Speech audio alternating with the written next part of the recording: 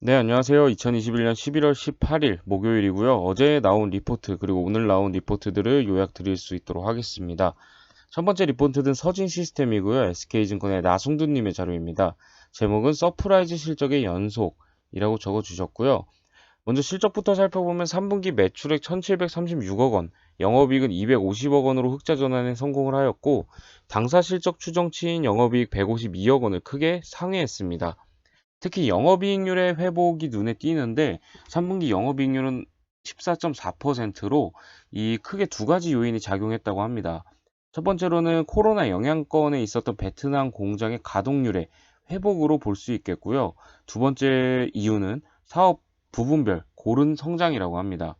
ESS, 생활가전, 통신장비 등 각 분야별로 전방산업의 회복과 함께 골고루 매출이 발생하면서 이익률 믹스 개선에 긍정적인 영향을 미치고 있다고 합니다. 네, 각각의 사업 부분을 살펴보면 내년 실적에 대한 기대감도 크게 상승할 전망입니다. 글로벌 1위 ESS 업체이자 동사의 핵심 거래처로 떠오른 플루언스 에너지 같은 경우에는 글로벌 ESS 시장 성장에 발맞춰 공격적인 마케팅을 계획하고 있습니다. 서진 시스템의 ESS 부분 매출이 또 한 번 레벨업할 수 있는 기회로 작용할 전망이라고 밝혀주었고요. 통신장비 부분은 글로벌 통신장비사로 거래처가 다변화되고 있음에 주목한다고 합니다.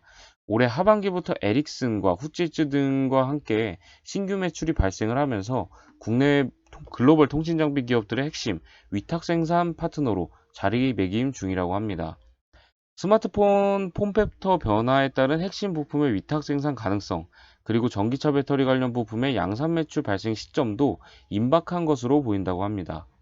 각 사업 부분의 고른 성장과 더불어 이익 레벨이 본격적으로 달라지는 구간에 진입했다는 판단이다 라고 의견을 적어주셨네요. 네, 다음은 효성 TNC에 대한 리포트고요. 키움증권의 이동욱, 권준수님의 자료를 참고했습니다. 네, 올해 TNC의 4분기 영업이익은 4,030억 원으로 작년 동기 대비 209.8% 급증을 하면서 시장 기대치를 크게 상회할 전망이라고 합니다. 일부 경쟁사의 증설 그리고 주요 원재료인 비디오 가격의 상승 등 일부 손익에 부정적인 요인이 존재하기는 했지만 이 터키의 1.5만 톤 증설분의 본격 가동으로 인해서 스판덱스 판매량의 증가가 전망이 되고 있고 또 중국 스판덱스 벤치마크 가격의 하락에도 불구하고 스판덱스 혼용률 증가 같은 구조적 수요 확대와 수출주의 우호적인 환율 효과로 인해서 동사의 블렌디드 ASP의 견조세가 예상이 된다고 합니다. 또 중국의 PTMEG 수급 타이트를 고려하면 경쟁사 증설 물량이 시장에 영향을 미치지 못할 것으로 추정을 하고 있습니다. 이에 동사의 올해 연간이익과 ROE는 각각 1.5조 원, ROE 87.2%를 기록을 하면서 역대급 수치를 기록할 전망이라고 하네요. 현재 동사의 시가총액이 2조 4천억 원 인점을 고려했을 때 과도한 저평가 상태로 판단된다고 합니다. 네, 동사의 내년 영업이익도 호실적을 지속할 전망입니다. 원재료 PTMEG 증설 제한으로 인해서 경쟁사 스판덱스 증설분의 원활한 가동이 제한이 되고 또 실제 유효 생산 능력의 증가가 크게 영향을 미치지 않을 전망이라고 합니다. 또 동사는 추가 증설로 높은 마진율을 기록하고 있는 PTMEG의 외부 판매가 증가할 것으로 보고 있고요. 또 올해 터키, 중국 증설의 온기 가동 효과, 그리고 내년 브라질 등의 추가 플랜트 증설로 인해서 약 7.5만 톤의 생산 능력이 증가될 전망이라고 합니다. 또 올해 상반기 벤치마크 스판덱스 가격 대비 낮은 ASP를 고려했을 때 내년 연평균 ASP도 올해 연평균과 유사한 수준을 유지할 것으로 추정이 되고 있습니다. 또 중국의 석탄 가격 하락으로 비디오 가격의 상승이 제한적이고 또 고마진을 기록하고 있는 리젠 등 친환경 섬유의 침투율도 추가적으로 확대될 것으로 전망이 되고 있습니다. 또 메이저 업체들의 증설로 인해서 중소스판덱스 업체들의 구조조정이 예상되는 부분도 이 효성 TNC의 긍정적인 부분으로 작용할 것으로 보이고 있습니다. 한편 올해 내년 실적 개선으로 2018년 550%에 육박하던 동사의 부채 비율이 내년에는 108.6%까지 급감할 전망이라고 긍정적인 부분을 또 적어주셨네요.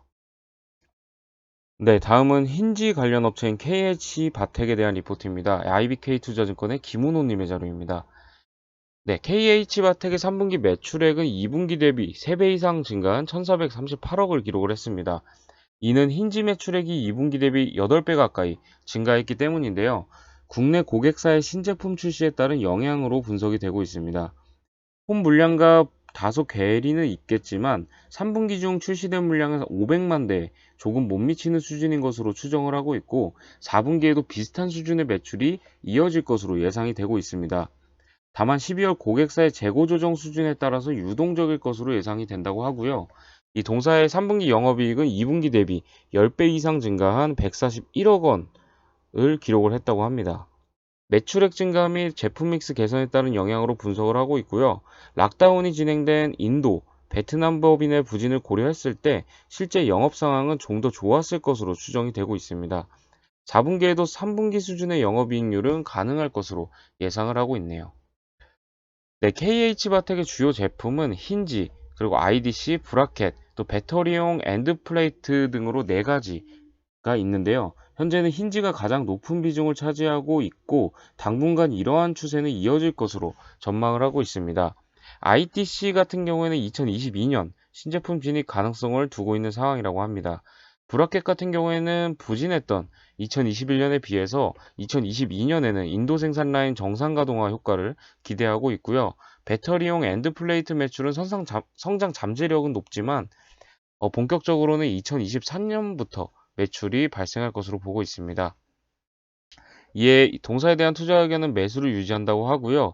이는 상반기 부진 이후에 하반기부터 큰 폭으로 실적이 개선되는 중이고 폴더블 핵심 부품 생산으로 인해서 향후 새로운 성장 동력을 보유하고 있기 때문에 목표 주가를 3만 원에서 3만 5천 원까지 상향 조정한다고 의견을 밝혀주셨습니다. 네, 다음은 삼성 SDI에 대한 리포트입니다. 하이투자증권의 정원성님의 자료를 참고했습니다. 제목은 리비안향 원형 배터리 수요 가파른 성장세 전망이라고 적어주셨고요. 먼저 투자 의견은 바이, 목표 주가는 100만 원을 유지한다고 합니다. 동사는 국내 배터리 3사 중에서 캐파 증설에 가장 보수적인 움직임을 보이고는 있지만 고수익성 프리미엄 제품 중심의 시장 점유율 확대를 통해서 안정적인 실적 성장세를 나타낼 것으로 전망이 된다고 합니다.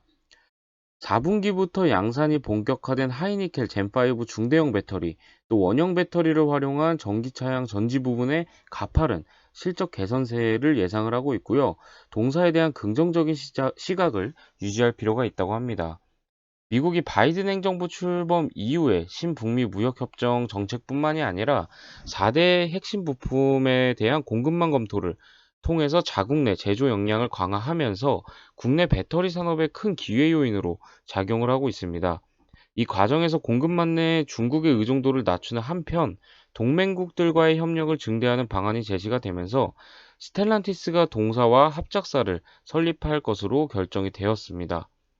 2025년 상반기부터 23기가와트 규모의 전기차 배터리를 생산할 예정이고 이후에 40기가와트까지 확대할 계획이라고 합니다.